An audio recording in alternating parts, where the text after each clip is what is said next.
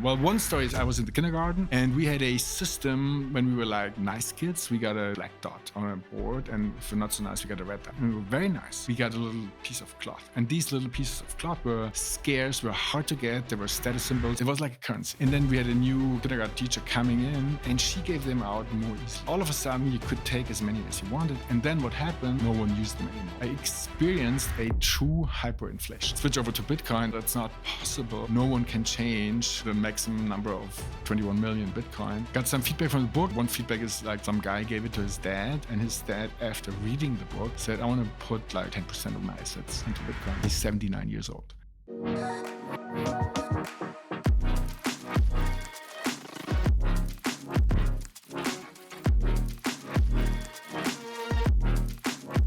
Hello and welcome to Let's Talk About Tech, your podcast on venture capital and private equity, brought to you by Venionaire Capital. Casting here from the World Venture Forum 2025, and with me is Alex from Frankenberg. Hi, Berthold, yes. I almost said it wrong. The only person in the world who says Alexander is my mother. Okay, I don't want to interfere with your mom. Alex, you're extremely famous in Europe, but for those that have not heard about you, let me just say a few sentences. 20 years High-Tech Gründerfonds, so the governmental big fund of Germany, investing also across the border in early stage and growth stage venture capital. Tell us a bit about the last 20 years and this role that you had until recently. Yes, I've been managing director of the High-Tech Gründerfonds for 20 years now. And 20 years ago, there was no venture capital industry in Germany. There were 20 tech startups who got venture funding in the whole year of 2004. 20? 20. And then 2005, I think we were like 16 or so. And it's obviously the potential is much higher. And that's what the government recognized. And they set up a group of experts, including industry and also venture capital. And they proposed to set up a public-private fund. So the first fund had 6% private money, and now the third and the fourth, they have like 30% private money. And it's a very, very good interplay between government and large and medium-sized companies in Germany. And what we've done, we have invested in now 800 startups, 40 per year times 20. And we have sold actually exactly 200 startups. And the initial expectation was that we would lose half the money. And Fund 1 is almost all the companies are sold, and we will return more than 2 times the company after all the costs and everything. And that puts the fund in the first quartile in Europe and the US of all the private funds. And that really, really reflects the potential of the technology potential and the potential of founders in Germany. DPI, the only KPI that matters these days in venture capital. Congrats to achieve more than 2x. That's actually massive. Yeah. You've also created a few unicorns, right? Believed in them from the start and continued to invest in. Mm-hmm. What's coming next? I mean, there is now a new management in place. New management in place. My successor is being the contract is being signed these days, so I'm not involved in the process. Yeah. I mean, we have a great leadership team that's 3 managing directors and that's 12 partners, and the whole team is like 100 people. So it's a large organization that does a lot, especially taking care of like the 350 active portfolio companies that we have. And the market has changed a lot.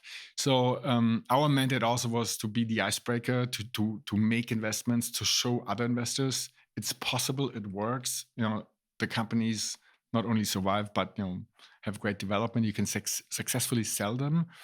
And now the market is much more, if you will, competitive. There's many more players, private VCs, corporates, angels, serial entrepreneurs. So valuations have gone up, which is positive because it allows to raise more money and to have more fuel in the tank to grow the companies. And also the speed has picked up quite a bit. We have seen funding rounds from Sequoia, from Corandum within like 2 to 3 weeks, from like initial contact to signing the papers. And that's extremely fast. We haven't seen that in the past. So today, if you see a good startup you want to invest in, you have to be really fast. I think that counts for almost every industry in click and swipe. In deep tech, I'm involved in the process at the moment. I mean, excellent funds, but it's really a lot of work in the detail, right? When IP is involved. My take is, I think the next years, this vintage will be a lot focused on deep tech and really the strength from bringing university research to life, involving more of the leading SMEs, the corporates in Europe, because we have finally understood we need tech sovereignty in Europe. Would you share this? Tech sovereignty, I think we do need it in one way. I wrote my PhD thesis about the question why a technology becomes the de facto standard in the market competition. So Microsoft Windows became the de facto standard operating system in the PC. And there's many factors, and one huge factor is network effects. And once you've achieved a de facto standard position, it's quite sticky for a while.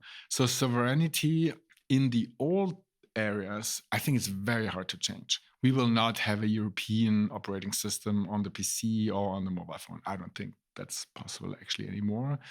I think with new areas, it's much, much easier possible. So I think we have to look into the future and try to set the standards, build the ecosystems, have enough capital for very rapid growth, have a working IPO market, and to let the companies to continue to grow and not sell the companies at a maybe premature stage. So there's many factors. I think it's an ambitious goal. I think it's possible for the new opportunities. For the new area. Yeah, new area. Network effects is a very good keyword, as we are here at World Venture Forum. Yeah. Global meetup of investors, and you're already a veteran, returning visitor. And I know you're extremely thrilled and looking forward to the crypto chalet, as this is your new topic or your new endeavor you're taking on. How long have you been working around the topic of Bitcoin? 10 years. We invested in Bitwala, who eventually failed, unfortunately. Now it's restarting. They started at the same time as Bitpanda in Austria, and Bitpanda, huge success. Bitwala didn't make it, that's venture. And before we invested in the end of 2015, I just sat down one evening, actually, and bought a Bitcoin to try it out. And I set up a wallet and sent it back and forth. And then I started to learn more and more. And there's, I think, much more to learn. But it's more than Bitcoin. It's also infrastructure plays. It's companies based on other chains. So I think it's a huge universe that's quite fascinating. I think for everybody coming into this, right, it's overwhelming, right? There's this, we call it Web3. Some of the crypto OGs, the old gangsters, don't like the terminology of Web3, right? Yeah. But let's say the internet of blockchains is evolving. Yeah. A good starting point for me seems to be Bitcoin still. And you wrote a book about Bitcoin. Yeah. This is why we have this here. It's in German. It's called Bitcoin, the honest money, das ehrliche Geld. And it's selling really, really well. So we're doing the audiobook, and then later this year we still have to decide if you do it in English, but probably.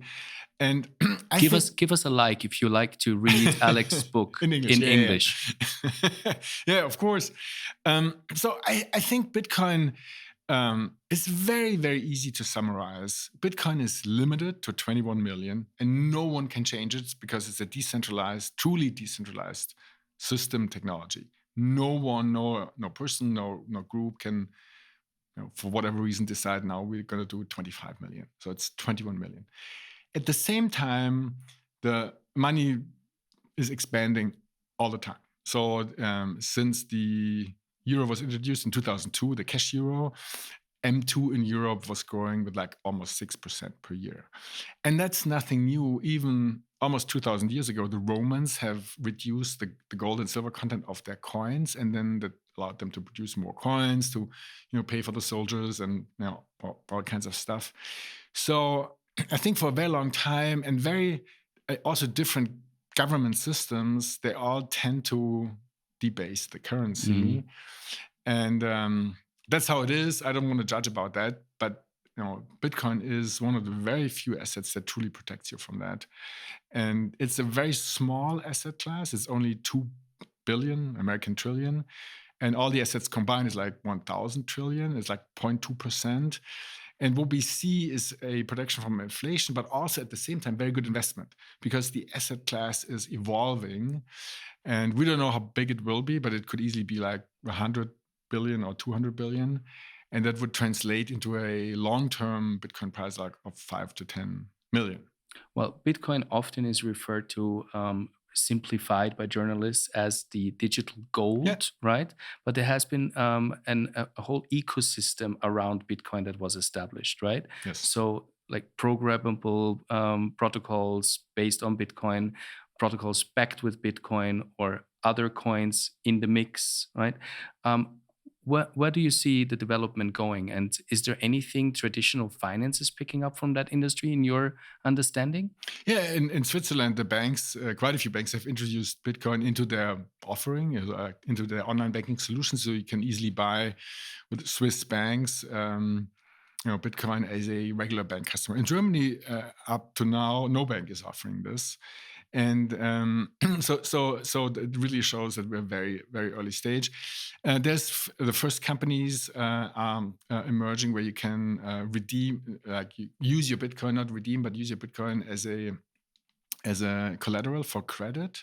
So you don't have to sell the Bitcoin, but you can like short term or even longer term receive a credit. And it's a very easy process because you don't need any other collaterals. You need to do KYC, of course, but then you can get very quickly the loan. So I think that's an interesting area that's showing up, and it prevents you from selling the Bitcoin, because if you sell, there might be tax events, and you can keep your Bitcoin and getting some loan. So and then of course there's the big on ramps like in Austria, Bitpanda, which is hugely successful. And what we've recently seen is companies putting Bitcoin on their balance sheet. So we have seen almost 5 years ago, Michael Saylor with MicroStrategy, he had excess cash and he started to buy Bitcoin, and the stock has skyrocketed. 40x performance. So it's really interesting to see. And I think the big picture is really Bitcoin creates value for individuals, for companies, but also for governments and reserve banks. And I was in Bhutan last year, and the king of Bhutan, he discovered Bitcoin personally in 2011. He was 31 years old back then, fairly young and curious. And most likely, he didn't say that, but very likely he bought Bitcoin. And in 2011, Bitcoin went from below $1 to above $1, so very cheap. And then, but also that's his personal stack. But then Bhutan started to mine Bitcoin in 2019, and they have a very good mining conditions because of high mountains and lots of rain, lots of water power. And that's their main export good. They're exporting electricity to India. And they have some agriculture and some tourism, but electricity, that's what they live on. But then when India doesn't need the electricity for whatever reason, they use it and mine Bitcoin. And what they have achieved, and that's quite amazing, their gross national product is like 2.7 billion, and their Bitcoin stack is 1.3 billion. It's almost 50% of their gross national product.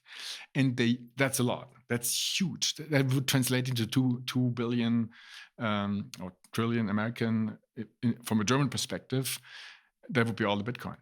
And the king is very smart about it with a very, very long-term strategy, because he's still young and he's thinking in like generations. And he is selling very cautiously the Bitcoin to build more hydro plants, to build infrastructure, schools, hospitals. So he's using the Bitcoin to develop the country. And that's a fascinating perspective. Bitcoin is not a speculation object. It's not a tool for him to drive a Ferrari and have a helicopter private, and then but it's a tool for developing a very poor country. It's $130 average income per month, which is low. Impressive story. I haven't heard about this.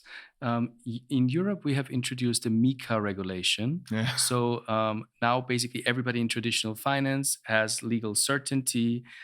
Everybody in traditional finance can now work with this new asset class, digital assets.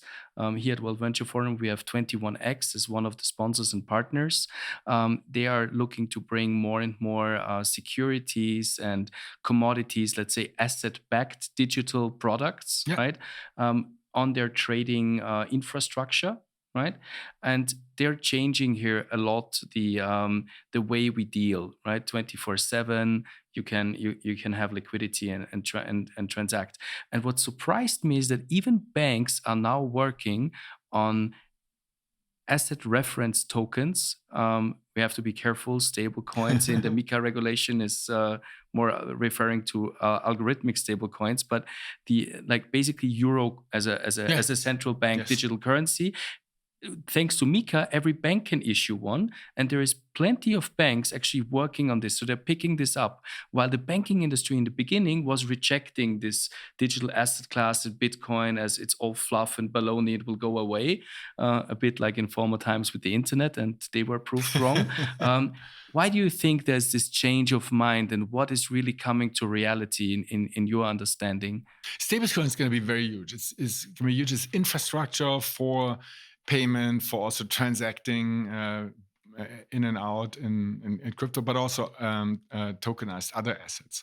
And we've seen with Tether, again, the Americans, it's great, we like it, but it's a little bit depressing at the same time, because anyone could have done stablecoin, and then Tether goes ahead and they have like less than 100 people, and they generate like 20 billion profit. Why? Because they issue the stablecoin, they take the dollars, put them in government bonds, which carry interest, and then they actually take the profit, invest it very smartly into gold and Bitcoin, but also startups. They do venture capital with it. So we've seen that is very successful, and then everybody goes like, oh, well, we want to do that also for the euro. The big challenge is from a national perspective. The dollar ecosystem is huge. It's a world reserve currency. It's the transaction volume, the capital markets are gigantic compared to the euro. And also it's a different approach. Donald Trump said they don't want to have the central digital currency, CBDC, in the US, but then Europe is pushing really the CBDC. And then, we don't know if it's going to be as performant as a privately issued stablecoin. So yeah, I mean, we're going to have it. It's going to be very useful for transactions. It's going to speed up a very old-fashioned infrastructure processes, and that's what the banks recognize. Maybe they've benefited from slow processes because they could keep the money for 1 or 2 days and earn an interest while they kept the money until they paid it out. And now with a digital currency, it's quickly to transact. Also with the recent regulations, right? This is over. We have overnight or direct wiring, right? Now introduced finally. One must say, right? It was normal for any challenger bank to directly wire money, and the incumbent banks were still keeping the money and earning a few bucks in between. And I think really, it's just to the point, Circle just went public, I think 2 weeks ago or so. So they issue also stablecoin USDC. And what's amazing, I actually missed it. I wanted to buy the stock after it went public, and then it went up to 20%, and then another day, another 20%. I was like, oh no, maybe it's a little bit overpriced, and then it early doubled. Shareholders might sell soon, right? So you'll get your timing, I'm sure. But then it doubled, it more than doubled. I think it almost tripled. And what's interesting to see, the market underestimated the potential. So obviously the IPO was priced too low, and then the market recognizes the potential very quickly. And looking at the IPO of Circle, I think it really demonstrates the potential of stablecoins.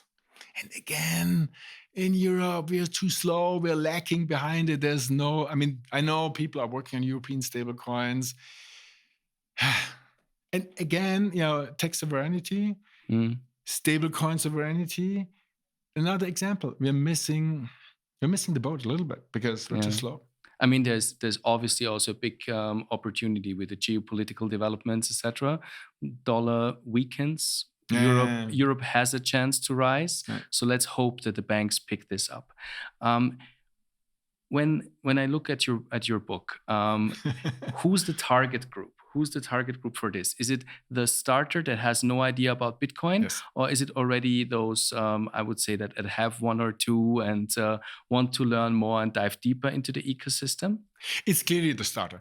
I have 21 chapters around Bitcoin, a few chapters on inflation, a few chapters on the stability of the financial system and the role of an asset that's outside of the financial system, chapters on Bitcoin adoption, like the country, what I mentioned. I also have a chapter on risks and criticism, disadvantages, and then a chapter on the Bitcoin community. And it's very, I mean, the way many of the chapters are structured, I have a very easy story. I tell the story, which is also personal stories. And then the story demonstrates aspects of Bitcoin. So it's very, very easy to understand. So one of the stories is, one story is I was in the kindergarten a long time ago, and we had a system when we were like nice kids. We got a black dot on a board, and if we're not so nice, we got a red dot. And we were very nice. We got a little piece of cloth, and these little pieces of cloth were scarce, were hard to get. They were status symbols. We could use them to trade them for chocolate, for sweets, and it was like a currency. And then we had a new kindergarten teacher coming in, and she gave them out more easily, the class. And then some of them, well, the kids who had quite a few in the class complained about that. Well, now you get them so easy, and I had to work really hard. And then they got more class, and all of a sudden you could take as many as you wanted. And then what happened? The class was lying around all over the place. No one used them anymore. So what really happened, I was like 5 or 6 years old, I experienced a true hyperinflation. And that's a personal story. And then I switch over to Bitcoin and explain a little bit the system and say, well, that's not possible with Bitcoin because you can complain as much as you want. No one can change the maximum number of 21 million Bitcoin. And the story makes it really, really easy to understand Bitcoin.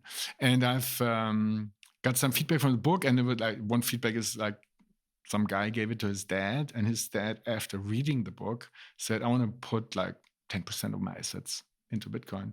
He's 79 years old. So it's perfect for the beginners, but it's also good for experienced Bitcoiners. There's some nice information that they might also like, but it's also a great tool to convince or to explain Bitcoin to no-coiners, pre-coiners. Very, very, very important, right? We need to convince those that haven't understood it yet and that have not interacted with digital currencies yet. Yes. Now, you're so knowledgeable in this space, right? I don't know. And obviously, you have a lot of time now. Yeah. Are you writing a series of books? Are you getting involved in a number of boards? What's going on? What's the next step for you? My wife and I will be traveling quite a bit. So if Elon Musk is right, and he says maybe we're the only conscious life in the universe, that's why he says we need to go to Mars. If that's the case, I want to see the world before I leave. And time is limited. We don't know how limited, but we do know it's limited. So I want to see the world. But I'm doing angel investments. I invested in in Blockbit. I invested in Firefish, who are doing peer-to-peer Bitcoin-backed loans. I invested in Graz, in Trevor. A great infrastructure play for the crypto universe, actually. Fund investment, boards, indeed, yes. And if I have the opportunity to share the knowledge, and it's quite a bit of knowledge that we gathered over the last 20 years, there's not so many.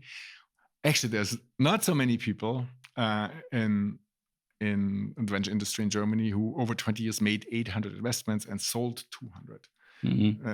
Now, only the HTGF team actually does that and has the experience, and I was there from the beginning. So there's a few things that you only learn after a number of years, and not so many people have collected those years.